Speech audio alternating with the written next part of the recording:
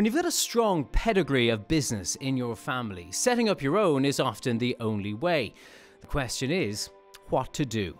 This is the Architects of Business, Joe's weekly series of interviews with leading entrepreneurs in partnership with EY Entrepreneur of the Year. I'm Tadhg Enright, and today we'll be hearing from Kevin O'Loughlin, for whom early access to a computer set him upon the path to success.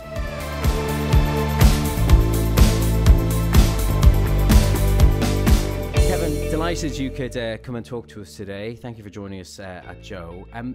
I guess some people might think of your field, IT, outsourced IT, as a kind of a commodity that anyone can do it, and it's the same no matter who you get it from. How do you go about making sure that Nostra actually is seen as different to that? So that's an interesting question, I have to say. So yeah, and I suppose there are a lot of people in the field that we're doing both in Ireland and globally, and it's a ballooning industry. And I suppose when we started out, we didn't necessarily start out as an outsourced IT provider. Our original plan was around consolidation and making IT footprints smaller in companies. And that kind of evolved over the years where we effectively found a demand. And I suppose one of the key things that Nostra is quite unique in is we hire, very specifically hire the right people. So not necessarily technical experts, but people who have a really good personality, really good at managing a customer expectations, really, kind of the bedside manner type person. And then we make sure we train them on whatever skills they need in the role. So you're saying you hire relationship people rather than technical people? Pretty much, yeah. Now that's probably an extreme example, but my dad had a philosophy which was, you can't hire a good person and train them, or you can hire a good person and train to be a bartender, but you can't hire a bartender and train them to be a nice person. So that was his example in simple terms. And do you go straight on in there with that as your pitch to new clients, that actually we hire people that you can get along with and will get inside your head and will get the job done? Not necessarily, because I don't think it's people necessarily understand the value of that.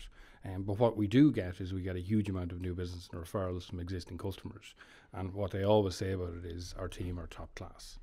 Is it a challenge to kind of live up to that promise at all times when you're kind of like an emergency service in some degrees for companies that rely on their IT working well? Something goes wrong, they call you up. I mean, is it a challenge to live up to that all the time? Oh no, it certainly is. I mean, and again, like in emergency service, the managing pressure and being good under pressure is a key part of it.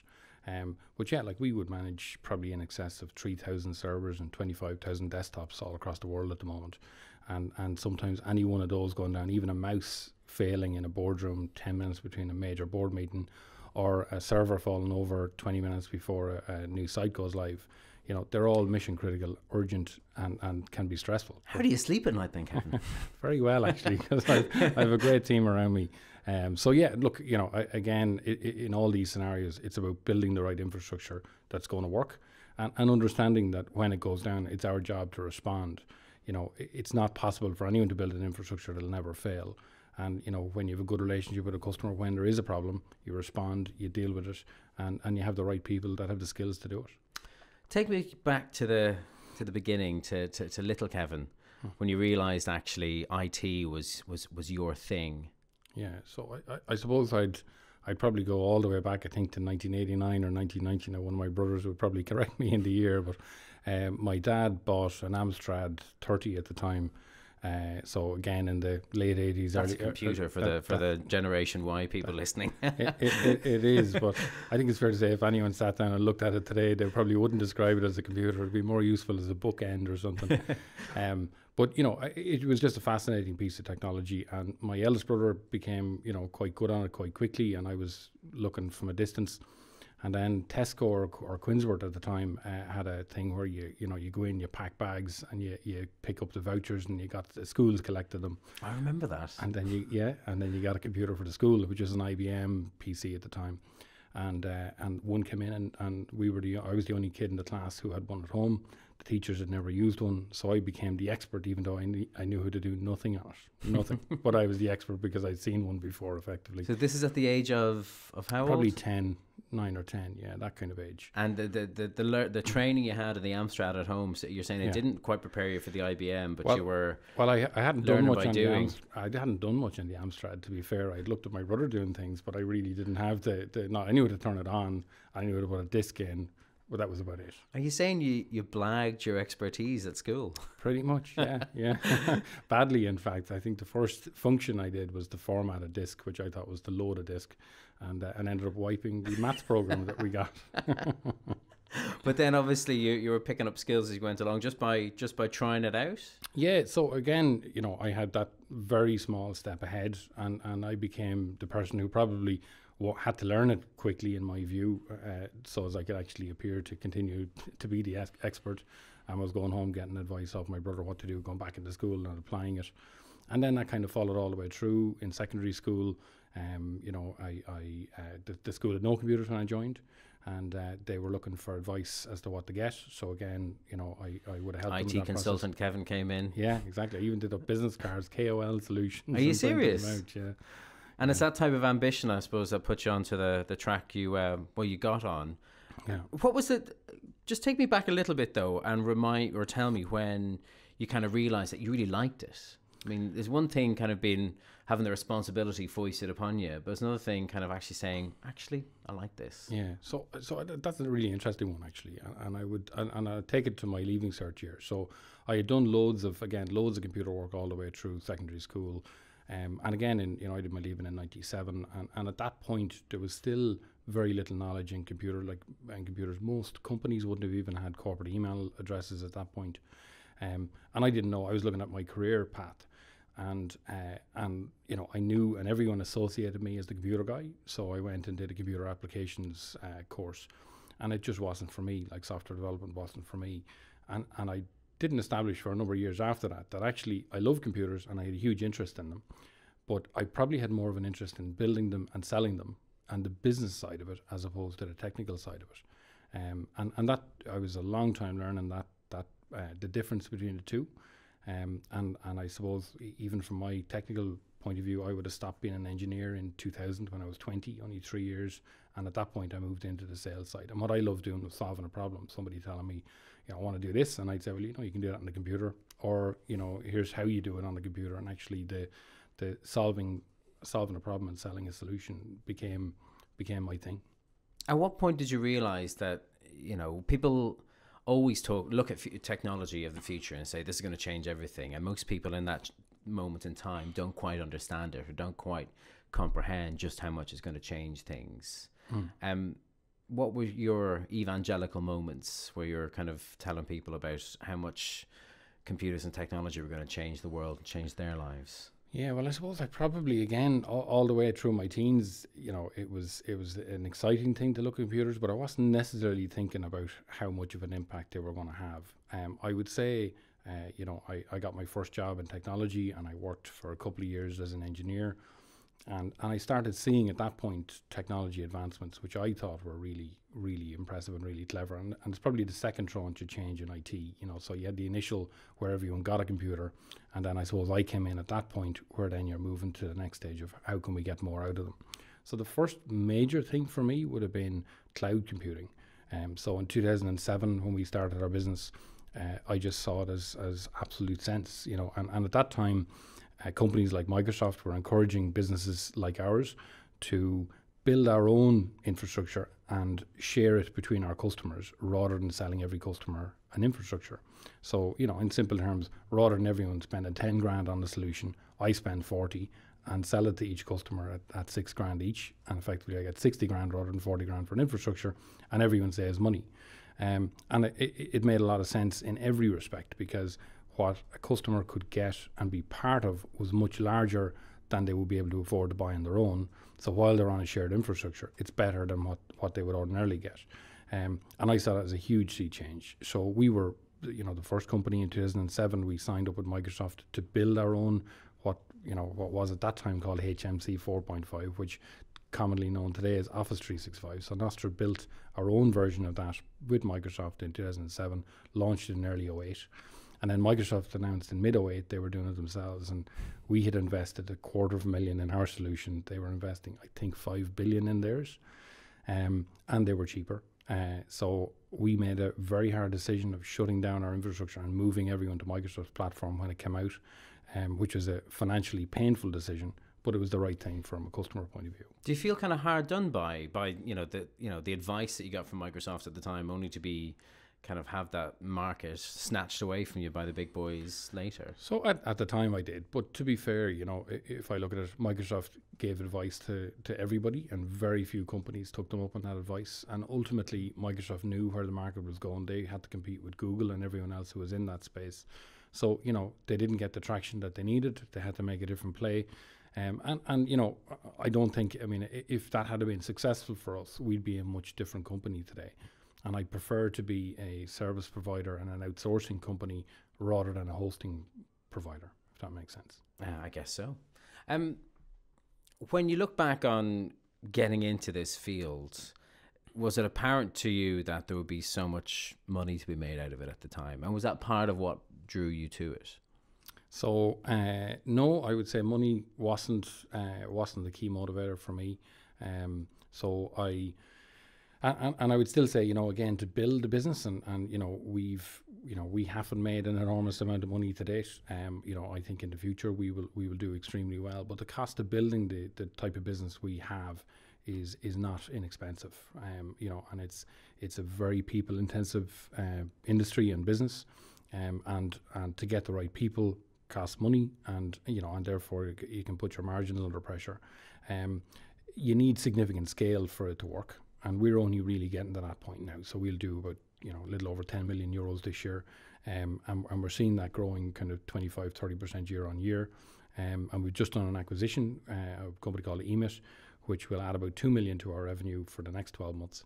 And it requires scale to make money. So what got me in was, solving a problem.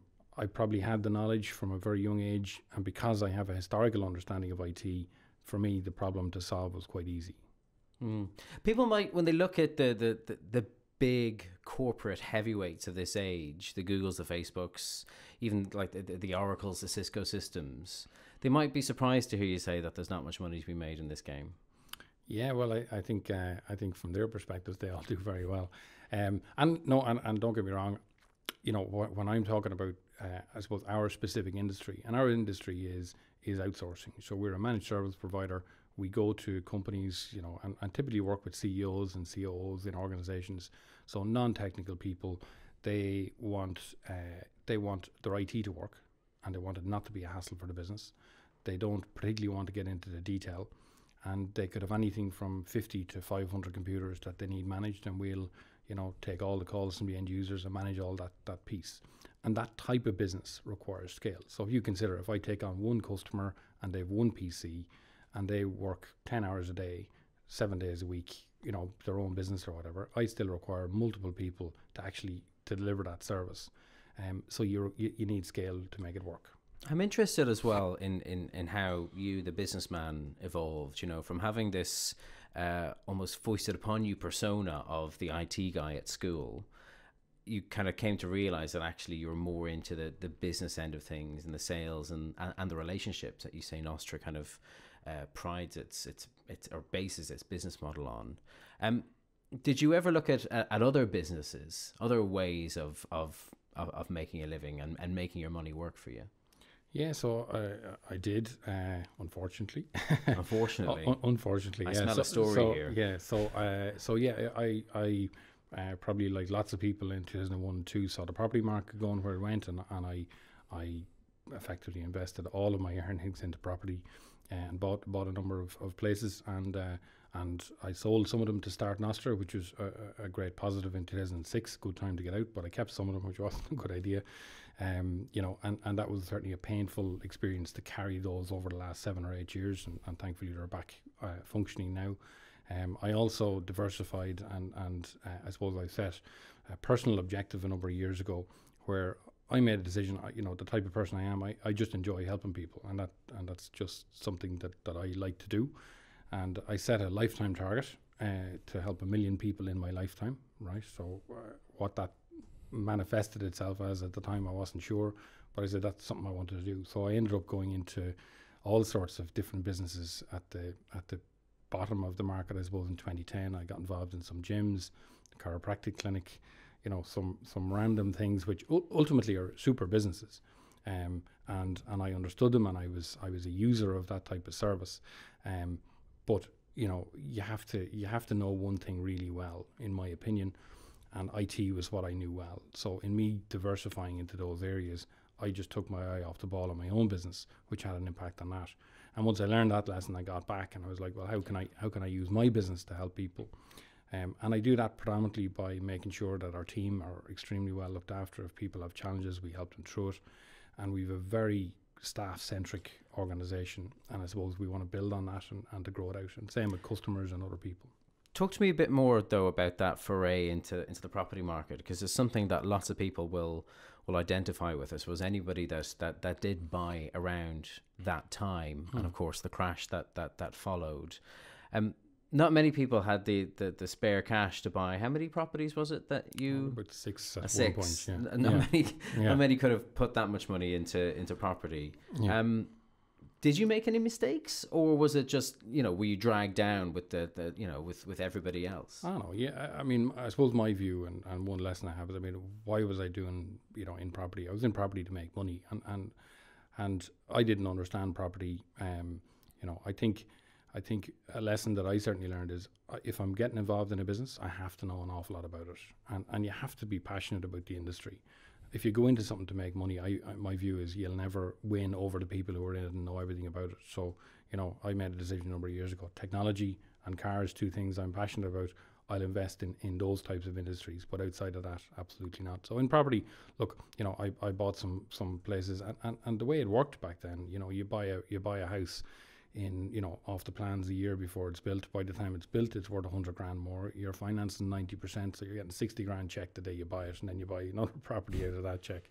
So, you know, it was a silly time, and it was very easy. You know, it just, I would, you know, I remember even putting a deposit on a property, and 2 weeks later, this is for me to live in. 2 weeks later, I went back and said, no, I don't want to live here, and the price had gone up by 50,000, and my deposit was 4k, and I'm like, okay, well, I need to buy that now, because there's no point walking away from a 50 grand upside. And that was just a madness of the times. You know, it was 2003, and literally week to week, if you went to a new development on a Monday and a week later you went back, it was up by 5 grand or 10 grand per house, and that was every week. So, you know, it was just easy. Crazy times. Gosh, yeah. It's interesting to hear them brought up again. But then you decided to pack that in, as it were, and take some of the money before the crash and put it into Nostra. Yeah. What was it that you wanted to achieve with Nostra that you weren't achieving with the job that you had at the time? So I think from a probably a very young age. So I grew up in a pub in County Laois, and my dad was an entrepreneur. He had several businesses, but, you know, at one point he would have run a pretty large farm.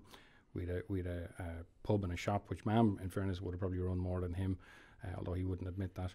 And he also had a quite a large pork business called Greenville in Carlow. So he was extremely entrepreneurial. Quite the serial entrepreneur. Yeah, and you should have him on. Yeah, and he was always on the phone in the car, and, you know, he was just the definition, in my view, as a kid, as the entrepreneur. You know, the guy driving the Merc, you know, all of those things, I suppose, and I just admired him. And I made a decision probably very early on. I mean, it wasn't even a decision. I just assumed that's what everyone did. You went up and you set up your own business. So, you know, even when I had a job, you know, back in the early 2000s, you know, I would have been very open to say at some point I'm gonna start my own business. You know, and I reasonably considered an MBO at one point in the business I was in. That's a management buyout. Yeah. And, you know, it didn't happen. And it was only talk. It was never anything, a significant conversation. But, you know, when I knew that wasn't going to happen, for me, I needed to go and do my own thing. But you were in a high-paying job. You know, you had enough money to splash out in a few houses. Did any part of you or any person kind of say to you, hang on, you're riding quite a wave here. Don't take any stupid risks. Yeah, so probably if I had told people that I was thinking of leaving, they might have said that. But, you know, I'm somebody who typically, when I make a decision, I make a decision. And I, you know, I'd probably make a lot of decisions on my own, which is something that as we scale as a business, I'm trying to pull back from and take more of a group think. But at that particular time, I don't think I told a single person before I decided to leave. I just, made a decision. It was a Sunday morning, and by Sunday afternoon, I had handed my notice in. You must have had the confidence, though, that you were in what at that stage was still kind of an emerging sector, like kind of the wind behind you. Did it feel like it was going to be a sure thing when you decided to branch out by yourselves? No, I suppose, being honest with you, it didn't. And also I will say, I left without a plan, right? I didn't, I decided I was going to travel for a while, try and figure out what it is I wanted to do specifically. Again, at that point, I had a decision, do I go the property route, or do I go the technology route? And I genuinely hadn't made a decision. So you weren't committed to IT when you decided to leave? No, and in fact, I did the property thing for a period of time, for probably 3 or 4 months, and realised that it definitely wasn't for me. And when I say property, I was looking at potentially joining my brother, who had an estate agency in Portlaoise, and actually selling and potentially building and developing properties. But it just, again, once you get in, I was still picking up the computer magazines. I'm still, reading about all the elements of technology which interest me, and I'm flipping right over the property pages in the paper, so. So you followed your heart. Followed my heart, yeah. And what did your heart tell you about what you wanted your company to be and how it was going to be different? Was it that relationship aspect, or was there something else at that stage? I think it was a big part of it. I had worked in an office with probably 40 or 50 other people, and like anything, when you're working in a business, they all become your friends. So one thing that I wanted was to build a reasonable sized organization where there were certainly lots of other people in the business, and I wanted to develop myself as an entrepreneur. I didn't fully understand what an entrepreneur was at that point, and I think one of the biggest challenges that I had is my assumption, having been a sales manager and a service manager in an IT business, that I knew it all. And reality is, it only kicks in very shortly after you start your business, how little you know.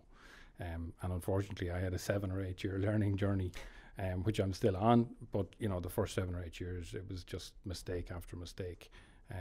So I suppose for me, when I started and when I got into the business, I really didn't have a clue where I was going to go. It was, I need to open a business. I want to have people working with me. Get the right people. We'll find a vision and a journey, and we'll go on it.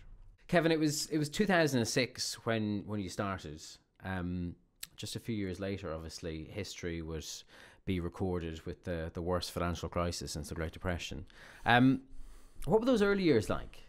How was it getting it off the ground before? Yeah, so we started December 2006, right? And when I say we started in December, we signed a lease on a building and painted it in December, and that was about the height, and wrote our business plan. So we officially opened for business 2nd of January 2007.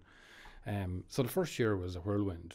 We had 2 months of going out, trying to knock on doors, meet people, convince people to have a conversation with you. And the challenge of that time actually was people were so busy making money that they didn't necessarily want to save money. If you're talking to somebody who was saving €500 a month, it wasn't a number that excited anybody in terms of the saving of moving to a new provider or moving to cloud technology or whatever. So it was difficult actually to get in the door and win some early deals. So probably about March or April, we got our messaging right, and we started winning business. So like we did €1 million between March and December, which was ahead of our first year objective. And that really came from, selling quite large solutions to some big Irish companies. And we were in a space of virtualization, which is having less servers than more, in simple terms. But ultimately we were saving companies money, and sometimes, 6-figure sums, quite substantial amounts. So we went all the way through the year. We were very happy where we were. January, February, March of 2008 were phenomenal. I think we did 900 grand in the first 3 months of the year. And then ultimately the world ended for us. So the big thing was technology leasing was a huge piece. So we would sell a solution. The banks would provide a technology lease for it. And that lease would ultimately mean a customer, rather than spending 100 grand on the solution, they'd spend 2 grand a month, right? So it became an easy enough, again, in those times it was easy to sell. So all the major banks stopped doing technology leases in April and May of 2008. And then we were going into places and saying, we need a check for 100 grand. And they were going, look, we'll put the decision on hold. Then you had Northern Rock, you had Lehman Brothers, you had all those different things that happened around that time. And effectively our prospect list built, but nobody bought. So like we did 900 grand the first 3 months, 450,000 in the last 9 months of the year. So we effectively fell off a cliff. And it was an extremely difficult time. I mean, you know, we had gone from 300 grand a month in revenue to about 25, 30,000 a month. And some months we had, you know, 5 grand in revenue. You know, we had built our team up to 10 or 11 people. So like in the first 2 years, we lost about nearly 500,000 euros. And we were profitable by the end of the first year on a monthly basis. So the majority of that loss came from April to December of the second year. And again, you know, each month your prospect list is building, the customers want to buy, everything was all positive. We weren't losing business to our competitors, but ultimately it was a 9-month point until we said, right, you know, they're not going to buy, or they're not going to buy for another couple of months, and we now have to make some changes. So we had to make some redundancies and cut salaries and do all those things in December of 08. December 08, so that being somewhere in the region of 9 months after you first started seeing something was going wrong. Yeah. Those redundancies, the salary cuts, what was it like when you actually had to deliver that news to the people that affected? So it was an interesting one. You know, I fully expected I'd have to close the business, and I rang 2 or 3 customers, small customers, and asked them could they meet me for a coffee, and brought them in and said, look, here's my problem, right? I've got several issues in the business, and what do you think we should do? And I think I need to close. And they said, well, you know, why don't you go and you know, do you need everyone? Why don't you make 2 people redundant? Why don't you ask the staff, will they take a 20% pay cut? If they do, then you can continue to trade and you'll get back close to a break-even scenario. And then go to all your suppliers and ask them, will they give you longer terms to pay the debts that are outstanding?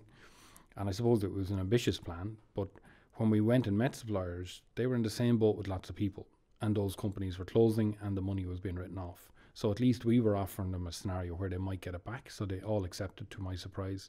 All the staff backed us. You know, they really jumped in behind us and said, look, you know, we understand, we see this, you know, my friend has been let go, my brother's after losing his job, you know, and they could see all the news, so they were aware, and they all backed us. And I mean, I had some people say, look, I don't even need to be paid for December, you know, just, you know, we had incredible support from the team.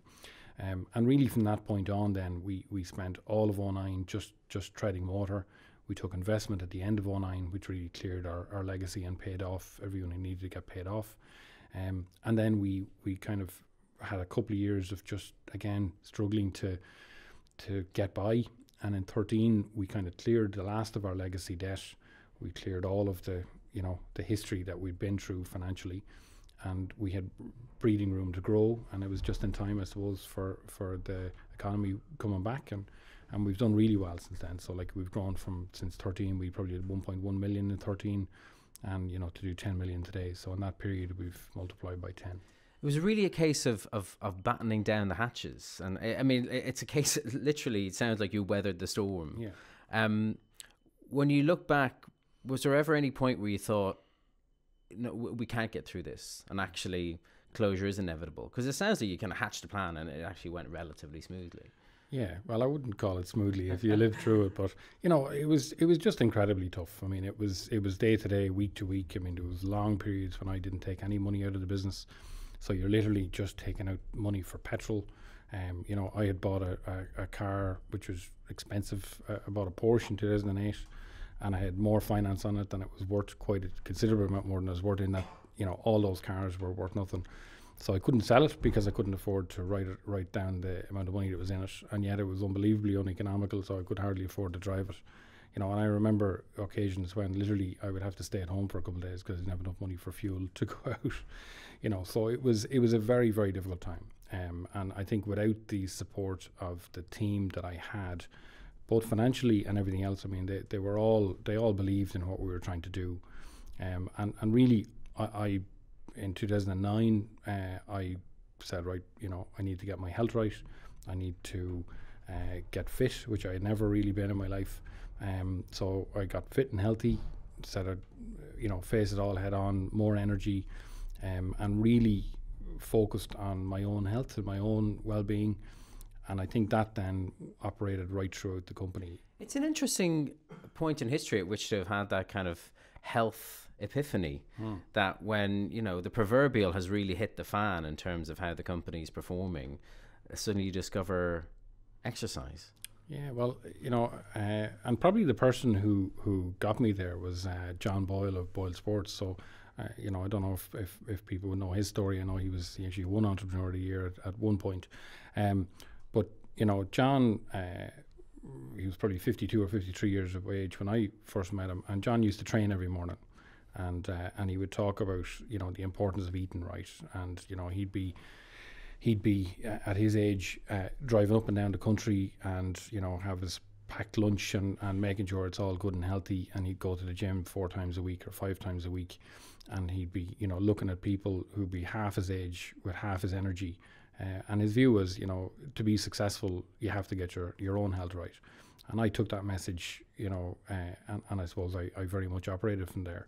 And it certainly, for me, proven to be correct. You know, when you're under most pressure, you know, a session in the gym is one of the best ways of dealing with it and getting it out.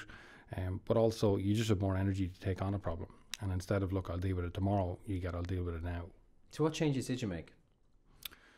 I did a lot. So I started going to the gym every day. So I trained and still train every morning at 6:30. I started eating much better than I used to. So I very rarely would eat pizzas or any of those things. Now, by the way, anyone who knows me looking at me going, you eat loads of chocolate. Chocolate is fine. So chocolate's one thing you are still allowed. Yeah, give up the pizza, but stick with the chocolate. No, I'm not a, you know, like I would eat as many salads as I can in a week.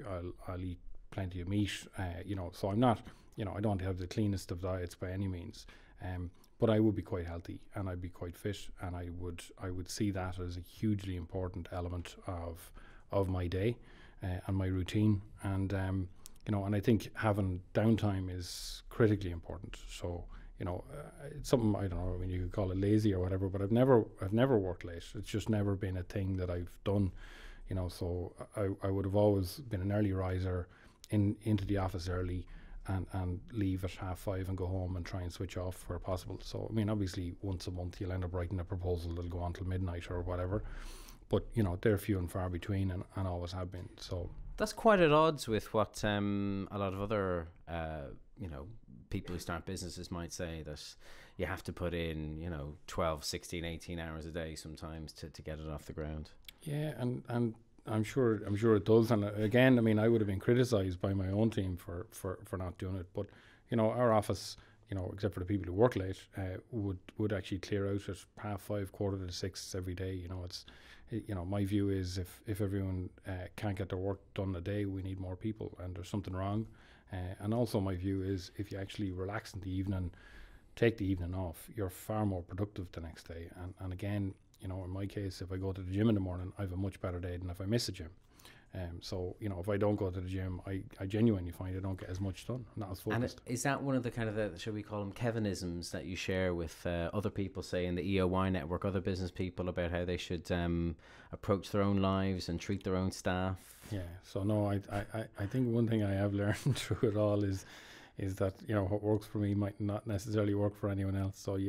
So no, I don't tend to be pushing my advice onto others, but certainly, you know, our team, we would be very encouraging of our team to do, you know, to do training. So like we do a thing, if somebody trains 3 days a week, we pay for half their gym membership. If they train 5 days a week, we pay for it all. You know, we get healthy fruit bowls in the office every day. And you know, we originally got them in, you get one bowl for a week. Now it's like a bowl a day, and big bowl of fruit actually. So, you know, we very much encourage it. We're working with Bernard Brogan's company now, Pep Talk, and they're coming in, and we all have an app in the office, so we're kind of tracking. We're in teams, I think, of 10, and so each team has a target number of steps and everything else. So it's a good bit of banter between us. I'm dying to know what proportion of your staff are benefiting from that fully free membership, gym membership. How many of them are actually getting to the gym 5 days a week? Not a lot. It's an easy promise to make. But a couple, yeah. But again, like, and we'd have some people who'd be, gym memberships are expensive. I mean, they're $3 or $4 grand a year. They've personal training gyms. So, we would encourage everyone to do it. But what people find, and particularly in our business, getting the time is often a challenge. And what we're trying to encourage people is, look, if you actually go to the gym, you will get the time. So if you spend a half an hour in the gym, you'll probably save yourself an hour in the day by just being more focused. Is that one kind of aspect of the whole principle of kind of working smarter rather than working harder? What other kind of Kevinisms are there in that field? So no, I think so. I'm very much a people person. So I struggle with some of the, I suppose, the challenges of modern business. So if you take things like video conferencing, which is an absolute necessity, and in our office we have 4 or 5 video conferencing pods, and we work them extremely hard every day with our customers. But you can never get away from a face-to-face meeting and a cup of coffee and a shake of hands with somebody. So, probably one of the Kevinisms is I do about 60,000 kilometres a year, 80,000 maybe, even travelling between customers. And I'd spend a huge amount of time on the road meeting people face-to-face. And I think that's massively important personally. As we're scaling as a business, that's becoming more and more difficult. I suppose, and the other thing, I'm a huge fan of meditation. And I would probably, again, at the real bottom of the recession, when things were just incredibly tough, you didn't have enough money to clear your wages. You've the banks in telling you they're concerned. You've personal guarantees that are at risk of being called in. You've suppliers that you're not able to pay on time. You can't buy kit to sell, right? So you had lots of challenges, and I learned at that point about meditation. And I've done meditation probably 5 times a week since 2009. And what's your approach? How do you meditate? Well, I do a number of different things. Andrew Johnson, who's an app on all the app stores, I really like, and I've probably been using that one for 3 or 4 years. Lots of the team would use Headspace, and obviously there's loads of them at this point. But even mantra meditation I find extremely useful and valuable. So where do you go to a special room, or do you just do it in your office, or do you have an office? I don't know. I do have an office. No, I don't do it in the office. I have glass windows at the front. So you don't want everyone looking in. Yeah, exactly. Yeah. So no, I'll find a room in the meeting room in the office, close the door, and do it probably mostly in the car. So if I'm 20 minutes early for a meeting, I might pop on a meditation. At night time, virtually every night I do one. And then quite a lot of mornings, if I get back from the gym to the office early enough, I'll do one again in the car outside. So, yeah, do as many as I can in a week. So I'd probably do maybe 6 hours over the course of a week of meditation. And what does it feel like when you've come out of a session, as it were? Well, for me, I suppose if I don't do them, what happens is I think of you're constantly 70 things that you need to get done. And it's very hard to get structured, and you're in the middle of one thing and you're thinking about something else. And for me, what meditation does, it just slows down my mind and actually allows me to sit down and focus on what I'm doing and get it done, and then start the next thing, and draw up lists, and just the basic things. And maybe they come natural to most people, but for me, I need a little bit of help from an app, as it turns out these days. Yeah, we all do. There's an app for everything. Yeah, pretty much. So what are you doing right now? Where is Nostra on its journey? What's next? So what's next is, we've over the last couple of years, we've done a huge amount of work in, I suppose, understanding exactly what it is that we do, right? So obviously we do outsourced IT, but for who and why do people buy off us? So we met lots of our customers, and the key message we got back is, we just make it simple for them. So, we talk in plain English. Somebody says, we're concerned about security, we look at it, we see what they need, we advise, we put it in, and then we tell them, okay, you're now secure, right? We can give you the detail behind it if you want, but fundamentally we make sure they're okay. So for once we established that, we started really growing, because we started targeting, I suppose, and messaging CEOs particularly, and saying, look at, do you know your backups are being done every night? Do you know if your system is secure? Do you know if you're patching all of your servers? You know, when the WannaCry came out, did you know that you were okay? Do you know your antivirus is across everywhere? You know, do you know who has access to what information on the site? And when you ask those questions, often they'll go, no, I don't know that. I don't know we have backups. I'm sure we do, but I don't absolutely know. And then we often go in and do an audit for them, and then hand them back a report saying, you know, you do have good backups or you don't, or you do have good patching or you don't, and actually give them a, you know, as they often say, for the first time ever, they know where they are. And really from there we look and say, well, can we help? We can manage the backup for you and give you a report once a month or once a week or once a day, whatever you want. So we now know what we are, and I suppose we're really now on a growth strategy to add more customers. So for the first time in 5 or 6 years, we're going to start doing some marketing and trying to get ourselves out there a little bit more. We've just completed our first acquisition, as I mentioned, in EMIT, you know, and supported by Bank of Ireland and AIB, who are two suppliers. In fact, AIB was the bank for the company we bought, and found them, you know, really supportive of it all. Bank of Ireland have been our bank since day one, and recently we've done some work with Permanent TSB, and you know, I suppose our view is all the banks are back open for business, and they've been very supportive. So our plan would be run till probably the first or second quarter of next year. You know, get 2018 out of the way, which will be the first year, a really strong year in the business, and then we're going to look at doing more acquisitions. And acquisitions very much focused on getting people in, so actually bringing in more expertise, which is harder. Hires, I believe they call it. Yeah. And then the second piece is obviously to get good customers. So one of the things we've done a lot recently is companies where they're headquartered in Ireland, but they have offices all across the world. So like we're working at the moment in South Africa, in Australia, in New Zealand, in the States, in the UK, loads of locations, Netherlands, Belgium, and France. So like, you know, we have customers who have offices all across the world, and we're really good at remotely managing those locations, and then we hire partners to do the on-the-ground work if it's required. So I suppose we would like to have much more of a global reach, Irish headquartered. And what about kind of doing new things, as it were? I mean, you mentioned there the great advice you gave on things like security. What about things like, you know, automation? Are you in that field? And I just wonder what road you think there's left to travel in terms of the kind of the digital revolution for doing business. Yeah, so I suppose, look, it's a constant evolution, right? So if I look at technology today, you know, and where it is, everyone has their computer, we log in, we have our applications that we run, and more technology is getting more and more straightforward. So, you know, take an iPad as an example.